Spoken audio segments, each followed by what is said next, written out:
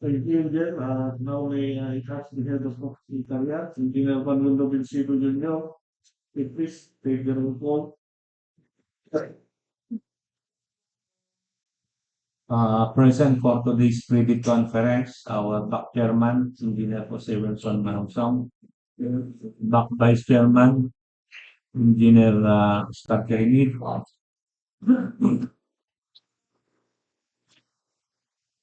back members, Engineer Alfredo Amandre, Engineer Regent Taka, for the technical working group headed by Engineer Renal Pereira, Engineer David Magno, and Engineer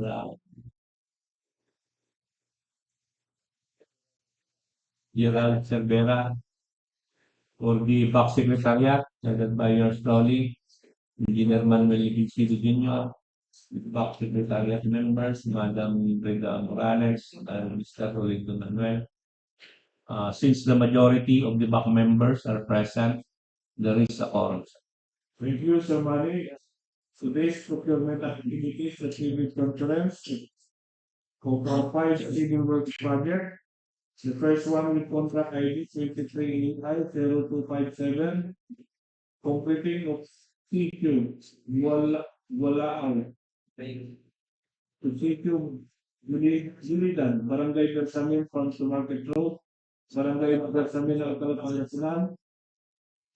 The next project with contract ID 23AI0253, completing of CQ Malaguena, Barangay Macayo, Farms to Market Road, Barangay Macayo, Alcala, Pangasinan. The first project was contract ID 23AI0259, completing of Purok 5 and 6, Barangay San Pedro, Apartado, Farm to Market Road, Barangay San Pedro, Apartado, Alcala, Pangasinan. The fourth project with contract ID 23I0260, completing of Barangay Oltama, Farm to Market Road, Barangay Oltama, Urdaneta, City, Pangasinan. The fifth and last project with contract ID 23A0461, completing of Barangay Labit, Farm to Market, Barangay Labit, Villasis, Pangasinan. This review conference is being conducted to give the prospective bidders a chance to clarify issues related to the contract and the project. Moreover, attendance start mandatory for the prospective bidder. At this point, may I call on the head of the technical working group, Engineer Renal Pereira, to discuss the eligibility, technical and financial requirements of the contract to be bid. Thank you, sir. We will now discuss the technical, financial, and eligibility requirements of the contracts to be bid.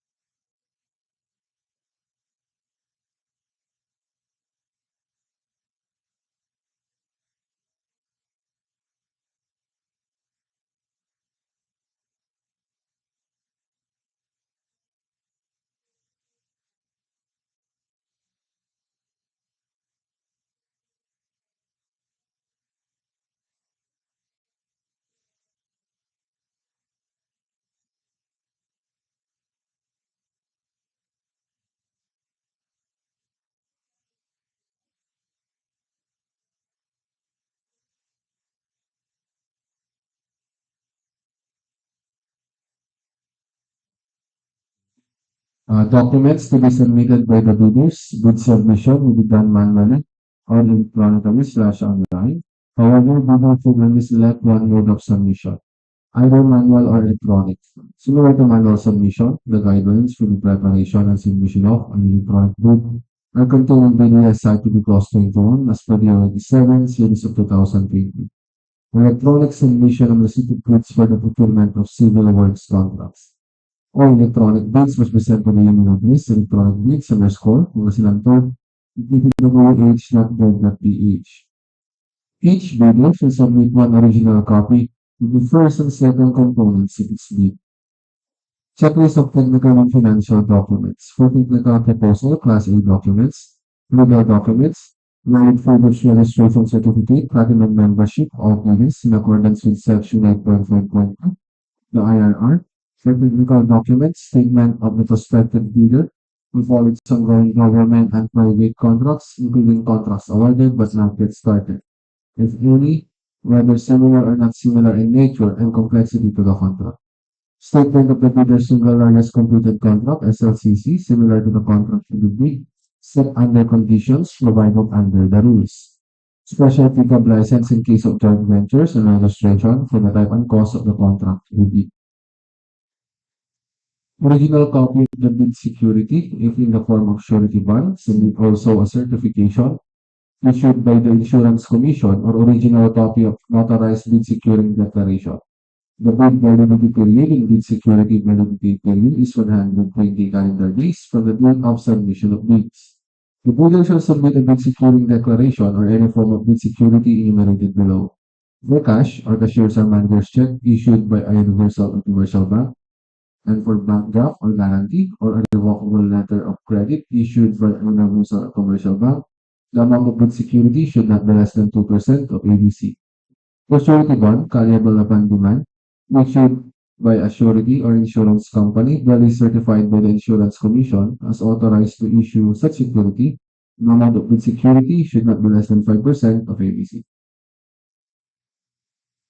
For project requirements, which shall include the following: organizational chart for the contract to be bid, list of contractors' key personnel, for example, project manager, project engineers, materials engineers, and foreman, to be assigned to the contract to be bid with their complete qualification and experience date. The minimum years of similar experience for project manager, project engineer, and foreman should be 5 years, while the materials engineer should be DPWH Accredited Materials Engineer 1. List of contractors' major equipment units which are owned, leased, and are under purchase agreements, supported by proof of ownership or certification of availability of equipment, lessor or vendor, for the duration of the project, as the case may be. An original duly signed omnibus sworn statement, and if applicable, original notarized secretary certificate in case of corporation, partnership, or cooperative, or original special power of attorney of all members of the joint venture, giving full power and authority to its officer to sign the OSS and do acts to represent the bidder. For financial documents, the prospective bidder's computation of net financial contracting capacity is computed as follows. NFCC is equal to current assets minus current liabilities multiplied by 15 minus the value of unfinished projects, including awarded projects not yet started coinciding with the contract to be bid. For Class B documents, if applicable, there is a joint venture agreement, GVA, in accordance with RA number 4566 and its IRR, in case the joint venture is already in existence, or duly notarized statements from all the potential joint venture partners stating that they will enter into and abide by the provisions of the GVA in the instance that the bid is successful. For financial proposal, original duly signed and accomplished financial bid form and other documentary requirements under RA 9184, original duly signed bid prices in the bill of quantities, duly accomplished leaflet estimates form, including a summary sheet, and cash flow by quarter. Criterion procedure for detailed evaluation of bids, post-qualification, and award. The financial components of the bids of each past bidder shall be evaluated using non-discretionary criteria, including arithmetical corrections for computational errors, and thus determine the correct total calculated bid prices. The bank shall automatically disqualify any total calculated bid prices which exceeds the ABC. The following factors are to be considered in the evaluation of the bid prices. First one is completeness. No price in required item when complying. Indicating a zero or a dash means free to the GOP. All prices are deemed to include all taxes. Bids not addressing or providing all of the required items in the bidding documents, including where applicable VOP, shall be considered non-responsive. For arithmetical corrections, bid prices in figures versus words, words prevails. Total price versus unit price per item, unit price prevails. Total price versus actual sum of component items, actual prevails. Unit cost in detailed estimate versus unit cost in VOQ, latter prevails. If above ABC, non-compliant. For post-qualification, the verification of the following legal requirements is needed: licenses, certificates, permits, and non-inclusion in blacklist.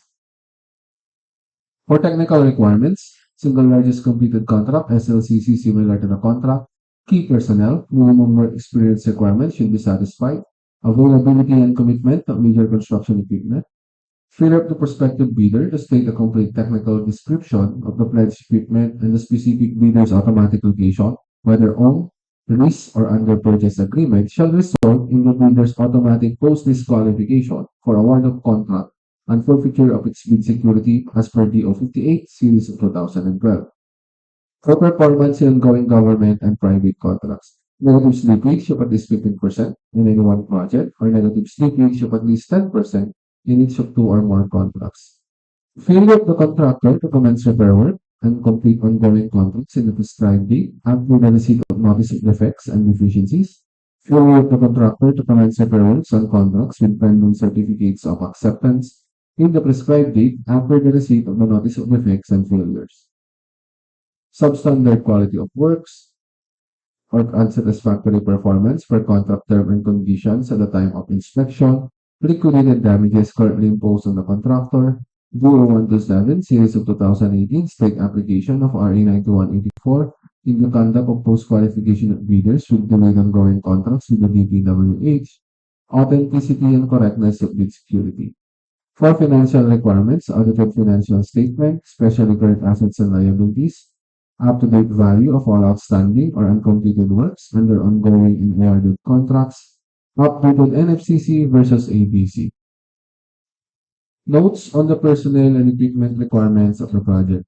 If a proposed key technical personnel is an employee of the building and working on another project at the same time of the bidding, the bidder shall submit a certification that, first, the personnel will be pulled out from the ongoing project once the bidder is awarded the contract, and second, he or she will be replaced with another person with equal or better qualifications as certified by the head of the implementing office.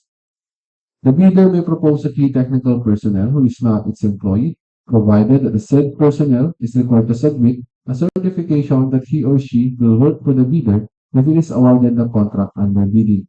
This certification shall be included in the first envelope of the sealed bid. Also to be verified during post-qualification is the set of equipment pledged by the bidder. The bidder should specify in the submitted bid the location of the equipment where they can be inspected. If any equipment is not in the specified location, then the bidder shall be post-disqualified. For contract of award, the contract should be awarded to the bidding whose bid has been determined to be the lowest calculated and responsive bid. As a result of the detailed evaluation and post-qualification conducted, the successful bidder shall be notified through the issuance of notice of award within the bid validity period and must be confirmed by the successful bidder in writing within 10 days upon receipt thereof in accordance with Section 37.2.2 of the 2016 Habas IRR of RA 9184. Common reasons for rejection of bids and eligibility and post-disqualification of bidder. Failure to submit original copy of the surety bond certified by the Insurance Commission, indicating the name of the project, the procuring entity, and name of contractor, shorter bid validity and bid security validity period, overlapping of pledged equipment and committed key technical personnel, failure to indicate the validity of the bid form, late submission of bid, failure to submit supporting documents, for example, certification of availability of equipment, negative slippage in ongoing projects, negative 15% or more, or negative 10% in each of two or more projects, unsatisfactory CPES rating, incomplete pages of bid documents, either technical or financial. For authority of the signatory to sign on behalf of the bidder. For single proprietor, signatory should be the owner or proprietor only. For corporation or cooperative, it should be board secretary certificate and board resolution. For joint venture resolution or agreement, and for partnership as indicated in the articles of partnership. That's also. Thank you, Engineer Barrera, for the today to discuss and the proposed technical, project's technical component. For the first three project, may I call on Engineer David Magno, and for the last two will be discussed by Engineer Gerald Silver. For the first three projects, this is the basic contract data. Contract ID number 23AI0257 with contract name, Concreting of Sitio, Gualao-Sitio, Belidan, Barangay Bersamin, FMR, Barangay Bersamin, Alcala, Pangasinan. Scope of work, Concreting of road with length equals to 0.908 km with a width of 5 meters, thickness of 200 millimeters. Construction of stone masonry, installation of solar LED street lights. Total budget for the contract is 14,925,000 with a contract duration of 152 calendar days. For the second project with contract ID number 23AI0258 with contract name, Concreting of Sitio, Malaguena, Barangay Macayo, FMR, Barangay Macayo, Alcala, Pangasinan. Scope of work, concreting of road length equals to 0.908 kilometers with a width of 5 meters and thickness of 200 mm. Construction of stone masonry.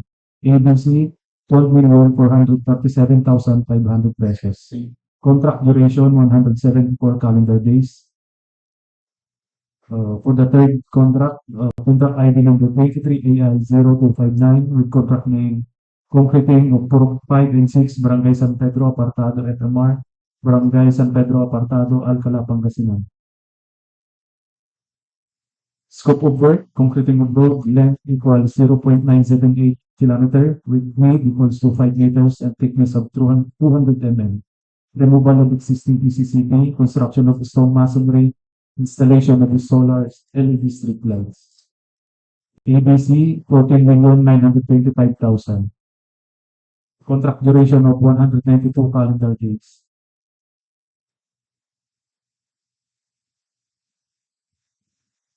For the fourth project, contract ID number 23AI0260 and contract name, Concreting of Barangay Oltama, FMR, Barangay Oltama, Urdaneta City, Pangasinan. Scope of work for item description, Concreting of road with the length of 0.224 km and with the width of 5 meters and thickness of 200 mm. Construction of stone masonry installation of solar LED street lights. With the approved budget of the contract for ABC, 4,975,000 pesos. With the contract duration of 63 calendar days. For the last contract, contract ID number 23EI0261 with the contract name of Concreting of Barangay Labit, FMR, Barangay Labit, Villasis, Pangasinan. With the scope of work, completing of road with a length of 1 kilometer with a width of 6.10 meters and thickness of 280 mm. Construction of stone masonry, installation of solar LED street lights with the approved budget of contract 29,850,000. With the contract duration 294 calendar days.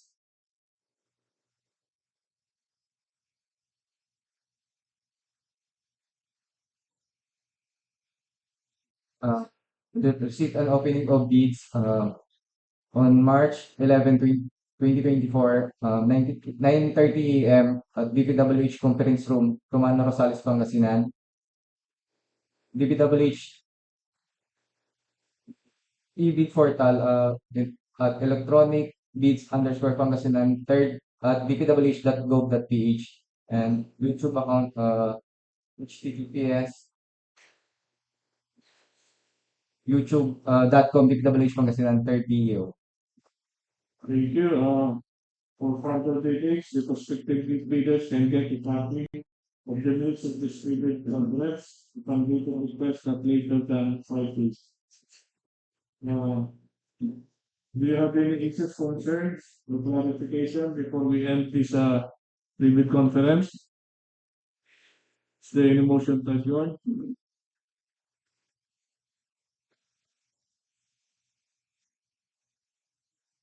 Review the motion of Engineer Staff Relief, and duly seconded by Engineer Alfredo Amandre. No objection by Engineer Regent Rata. I hereby declare this private conference adjourned. Thank you very much.